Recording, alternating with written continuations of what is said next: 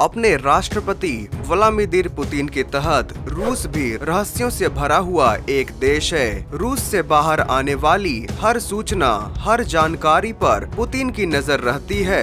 यही कारण है कि मॉस्को की ज्यादातर गतिविधियां रहस्यमयी ही होती हैं। उदाहरण के लिए पूर्वी रूस के साइबेरिया इलाके में एक खदान शहर है जो दुनिया में अपनी तरह का इकलौता है। यह आर्कटिक सर्कल से करीब 450 किलोमीटर दूरी पर स्थित है। इस शहर का नाम मिर्नी है। डेली स्टार की रिपोर्ट के अनुसार यह शहर एक खुले मुंह वाले हीरे की खदान के आसपास बसा हुआ है जो 1722 फीट से अधिक गहरी है और इसका व्यास 3900 फीट है। यह दुनिया के सबसे बड़े खुदाई वाले गड्ढों में से एक है जिसमें रहस्यमयी मात्रा में हीरे मौजूद हैं। दावा है कि यह गड्ढा अपने ऊपर उड़ने वाले किसी भी चीज को खींच सकता है। इस ठंडे शहर के कई किलोमीटर दूर तक सिर्फ निर्जन इलाका ही दिखाई देता है क्योंकि वहाँ पे कोई भी बसना नहीं चाहता।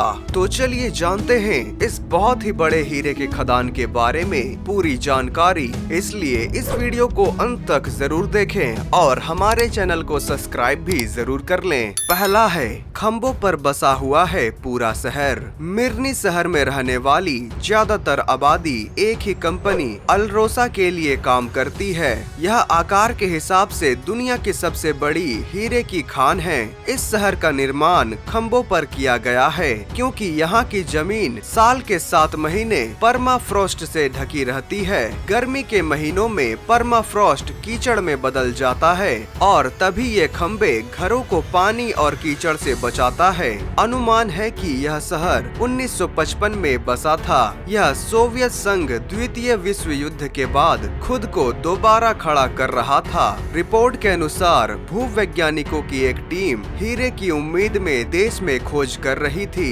आखिरकार उन्हें तलछट के माध्यम से इस क्षेत्र में हीरो के निशान मिले। 1957 में स्टालिन ने मिर्नी में हीरे की खदान के निर्माण के आदेश दिए थे, लेकिन उबड़ खाबड़ इलाके और मौसम इस काम में सबसे बड़ी बाधा थी। दूसरा है, सर्दियों में जम जाता है गाड़ियों का तेल। सर्दियों के दौरान मिर्नी में तापमान शून्य के 40 डिग्री नीचे चला जाता है। ठंड का अंदाजा इससे लगाया जा सकता है कि यहाँ पे गाड़ियों के टायर फट जाते हैं और गाड़ियों के तेल भी जम जाया करते हैं। तीसरा है, खदान से निकला था 342.57 कैरेट का हीरा। खदान के निर्माण के लिए जेट इंजन और डायनामाइट का इस्तेमाल किया गया। 1960 तक खदान का संचालन शुरू हो गया और यह हीरे उगलने लगी। संचालन शुरू होने के बाद पहले दशक में खदान ने प्रति वर्ष 1 करोड़ कैरेट के हीरे का उत्पादन किया, जिसमें 20% हीरे क्वालिटी वाले थे। 342.57 कैरेट का फैंसी लेमन येलो डायमंड इसी खदान से खोजा गया था, जो किसी देश में पाया गया अब तक का सबसे बड़ा हीरा था। कई साल तक बड़ी मात्रा में हीरो का उत्पादन करने वाली यह खदान 2004 में अचानक और आश्चर्यजनक तरीके से बंद हो गई।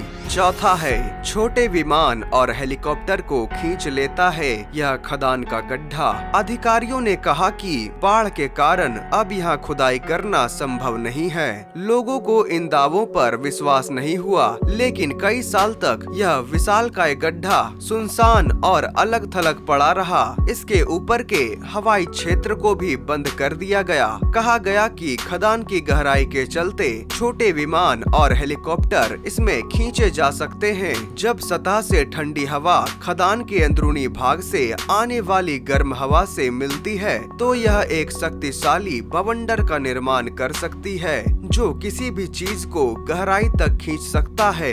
2009 में इसका संचालन दोबारा शुरू हो गया और अनुमान है कि अब यह 50 साल तक चलता रहेगा। इस विशालकाय हीरे के खदान को आप गूगल मैप के द्वारा भी देख सकते हैं, जिसमें आपको बहुत ही बड़ा गड्ढा दिखाई देगा।